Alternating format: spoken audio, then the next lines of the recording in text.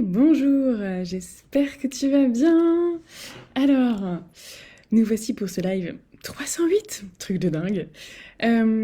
Alors, j'espère que ça va pour toi, que tu passes une belle journée, une belle semaine. On est quel jour? On est jeudi, c'est les vacances. Est-ce que tu es en vacances avec tes enfants ou pas? Moi, j'avoue, ils sont au centre de loisirs. Pourquoi? Parce que j'essaye de travailler un peu. Euh, Aujourd'hui, j'avais envie de partager avec toi une réflexion que j'ai eue parce que j'accompagne donc j'accompagne des mamans, j'accompagne des familles dans leur parentalité, dans leurs relations, et il y a quelque chose que je vois beaucoup, c'est la comparaison. Alors il y a la comparaison entre frères et sœurs, et ça j'en ai déjà parlé, et j'en reparlerai dans le live que je vais faire un jour sur la fratrie, spéciale dédicace à Claire qui attend ce live depuis un moment, mais c'est dans mes petites fiches. J'ai décidé que j'ai plusieurs thèmes de live que j'ai envie de faire dans les prochains jours. Je me recoiffe, c'est n'importe quoi. Euh, donc voilà, je ferai un live sur la fratrie. J'ai juste besoin de peaufiner un peu le sujet avant de me lancer dedans. Mais aujourd'hui, j'avais envie de te parler de la comparaison que on se fait nous. C'est-à-dire que on passe beaucoup de temps à se comparer aux autres, à se comparer à des personnes qu'on voit. Et en fait, ce qui est marrant, c'est qu'on se compare à des gens qui n'existent pas. Ou on se compare à ce qu'on voit des autres. Et j'avais ça avec une cliente l'autre jour et je trouvais ça hyper intéressant parce que quand j'essayais de lui demander à qui elle prenait comme référence, finalement, elle prenait des références de personnes qui n'existaient pas réellement, de personnes qu'elle ne connaissait pas. Et même quand on compare à des personnes qu'on connaît, c'est de se rendre compte qu'on ne voit que une partie de l'histoire.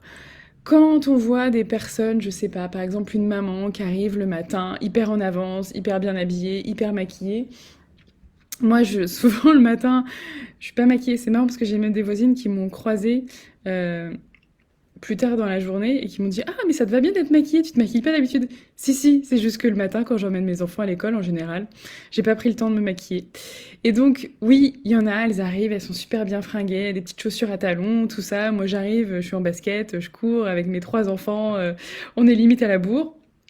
Ok, mais en vrai, je ne sais pas ce qui se passe l'envers du décor. Je pourrais me dire: «Oh là là, mais je suis pas assez bien parce que nous on arrive en retard et que» enfin en retard, non mais on arrive ric-rac, à chaque fois on est en train de courir. OK, je pourrais me comparer comme ça, mais la vérité c'est que je sais pas ce qui se passe derrière. La même chose quand on se compare à des personnes où on se dit: «Ah, elle reste tout le temps calme». En fait, on sait pas ce qui se passe dans le reste de sa vie. Je connais des mamans.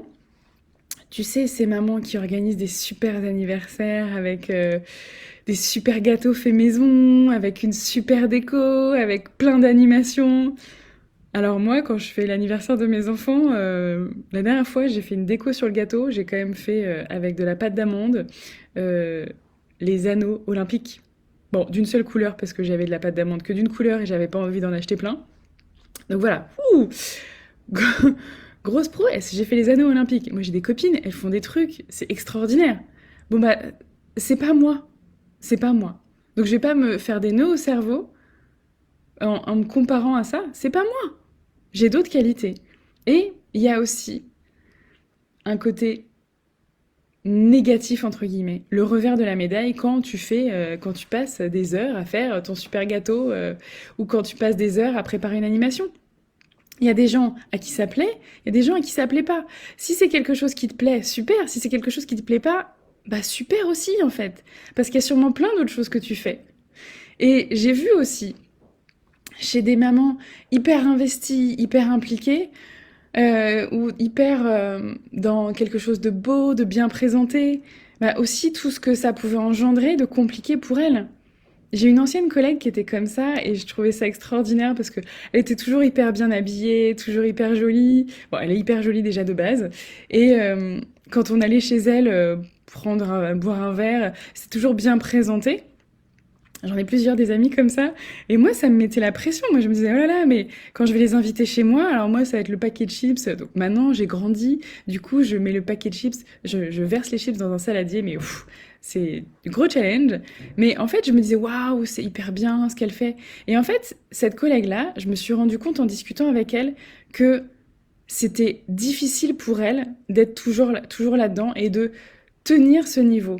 Et qu'en fait, elle le faisait pas par plaisir, elle le faisait parce que pour elle, c'était quelque chose de l'ordre de l'obligation, d'une contrainte. Et elle aurait préféré parfois être plus détendue en accueillant les gens chez elle. Sauf qu'elle se mettait une pression de dingue. Donc, il y a des personnes pour qui c'est fluide, c'est cool, c'est naturel et qui aiment faire ce genre de présentation, qui aiment faire des animations pour les enfants, qui aiment, je sais pas, être toujours bien habillés. Et il y en a pour qui c'est pas le cas. Mais c'est pas, quand tu te compares à ça, c'est de se rendre compte que tu te compares qu'à une partie de la personne, tu te compares que à ce que tu vois de positif en fait. Et tu sais pas l'envers, tu sais pas ce que ça procure de stress chez elle, ou pas, hein. Mais chez certaines personnes, ça procure du stress aussi. Et qu'est-ce que toi tu fais et que les autres ne font pas et que peut-être tu ne vois pas? Il y a parfois, souvent, des aspects de nos compétences, de notre personnalité, qui sont pour nous tellement évidentes, tellement fluides, tellement faciles, qu'on les voit plus comme des qualités ou comme des compétences. Parce que pour nous, ça ne demande pas d'effort. Donc, on le remarque plus chez nous. Alors que pour d'autres, ce qu'on fait, la façon dont on se présente, c'est peut-être extraordinaire et peut-être que eux aussi, ils aimeraient être un peu plus comme ça. Et on a toujours ce penchant-là de voir ce que les autres ont et qu'on n'a pas. Et ça peut nous aider, parce que moi, je t'invite, quand tu te compares à quelqu'un, à te poser des questions. Ok, qu'est-ce qui me donne envie? Qu'est-ce qui me fait rêver là-dedans? Est-ce que c'est quelque chose que je trouve chouette, mais qui me correspond pas? Est-ce que c'est quelque chose que j'aurais envie de développer chez moi? Et peut-être que je l'ai déjà, parce que souvent, on a déjà les choses, c'est juste qu'on les voit pas ou on les met pas assez en valeur. Qu'est-ce que ça m'apporterait? Et puis, qu'est-ce que ça m'enlèverait aussi? Quel est le revers de la médaille? Je veux dire, passer des heures à organiser une fête d'anniversaire, c'est top. Et en même temps, ça prend du temps sur d'autres choses. Donc c'est ni complètement ni positif, ni complètement négatif. C'est toujours un entre-deux. C'est toujours un mélange, en fait. Comme tout ce que tu vas faire dans ta vie, tout ce que tu vas entreprendre. Donc c'est vraiment de remettre un petit peu euh, de l'objectivité, c'est dur, dans ce qu'on voit et surtout ce que je vois et qui me fait mal à observer, c'est toutes les mamans que je vois qui sont extraordinaires, qui se posent des milliers de questions pour leurs enfants, pour que ça se passe mieux, pour créer de belles choses, de belles relations, et qui se sentent tout le temps pas assez, tout le temps en échec parce que les autres font mieux. Et en fait, dans cette comparaison, ce qui se passe, c'est que ça parle aussi de la confiance qu'on a en nous. Ça parle de comment on s'est construit là-dedans. Est-ce qu'on s'est senti assez? Est-ce que dans ta vie, la façon dont on t'a entouré quand tu étais enfant, ça t'a donné cette impression que qui tu étais était suffisant? Suffisant pour être aimé, suffisant pour avoir de la valeur, suffisant pour être. Est-ce que ça suffit? Ou est-ce que tu as cru qu'il fallait toujours que tu fasses plus, que tu sois différente, que tu fasses autrement? Qu'est-ce que tu as ancré à l'intérieur de toi? Moi, je sais que pendant longtemps, j'ai cru qu'il fallait que je prenne soin des autres pour justifier mon existence sur Terre. J'ai cru qu'il fallait être sage, être souriante, être tout le temps de bonne humeur, parce que c'était mon rôle, en fait, quelque part. En tout cas, le rôle que j'avais pris dans ma famille, et c'était la place que je m'étais accordée, en fait, avec mes parents. Je pensais que il fallait que je sois la petite fille bien sage, qui sourit, qui est agréable, voilà, la petite plante verte aussi, un peu, qui fait des petites blagues, qui rigole. Et avec mes amis aussi, c'est ça, hein. Souvent, voilà, je suis dans l'association des parents d'élèves, je suis celle qui propose des apéros. Voilà, c'est ma fonction. Et c'est cool. Je veux dire, chacun a sa fonction, mais je ne me définis pas par rapport à ça. Je ne me définis plus par rapport à ça. Ça fait partie de ma personnalité, parce que j'aime faire la fête, j'aime réunir les gens, j'aime mettre du fun dans la vie, mais ce n'est pas une obligation, ce n'est pas quelque chose que je fais par contrainte pour être aimée, pour avoir ma place. Et c'est là où c'est assez différent. C'est que Vous voyez cette lumière sur moi comme je suis tout d'un coup éblouie par ce rayon de soleil? Ça fait un peu bizarre, mais bon. C'est parce que le soleil valide ce que je suis en train de dire. N'importe quoi. Mais voilà, moi j'aime faire des blagues pourries de temps en temps, et j'assume. Mais ce que je veux dire par là, c'est que quand tu te compares, tu te fais du mal. Si tu t'inspires des autres, si tu remarques chez les autres des choses qui te donnent envie et que ça te donne de la motivation pour tendre vers ça et que ça, oui, ça t'inspire, ok, c'est cool. Mais si tu te compares aux autres en te disant, ah, tu vois, elle y arrivait pas moi.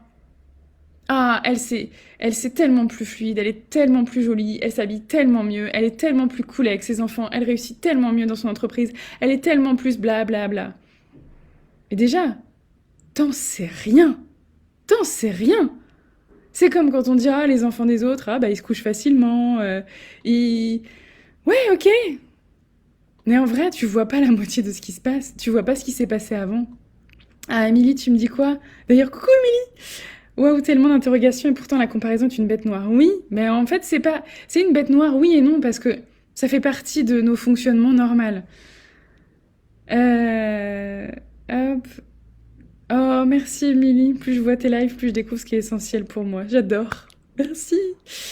Et nos enfants seront différents des autres, alors on ne peut jamais les comparer ni entre nos propres enfants. En fait, c'est ça, c'est que on est toujours dans la comparaison. Et c'est normal, c'est des processus naturels.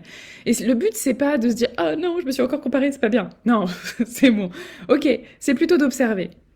C'est comme quand on sent qu'on a des phrases négatives et dures envers nous, ou même envers nos enfants.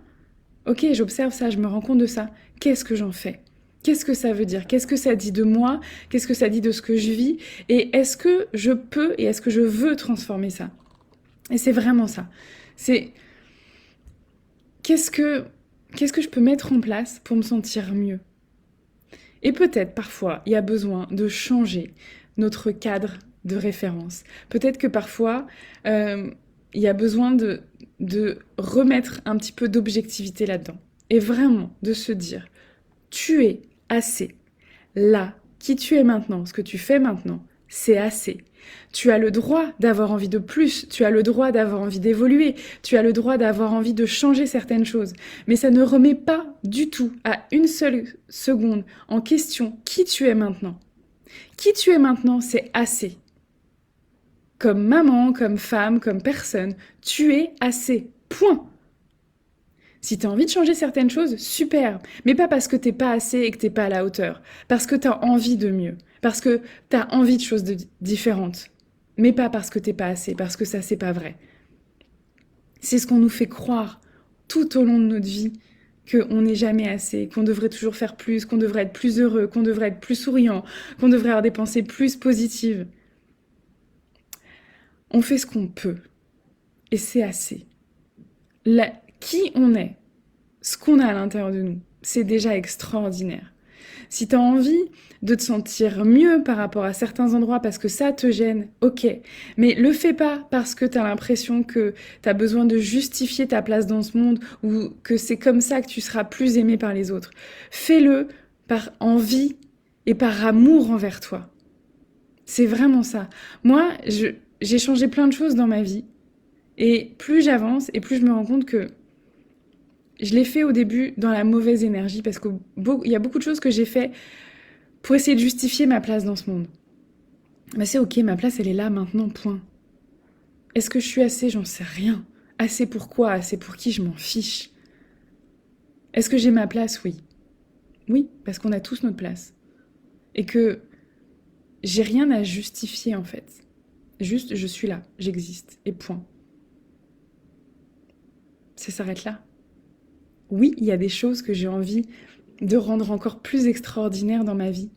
Mais justement, je m'appuie sur ce que j'ai déjà, je m'appuie sur ce que je vis déjà, je m'appuie sur vraiment la chance que j'ai déjà dans plein de domaines de ma vie pour avancer et créer des choses encore plus grandes parce que ça me fait kiffer, tout simplement.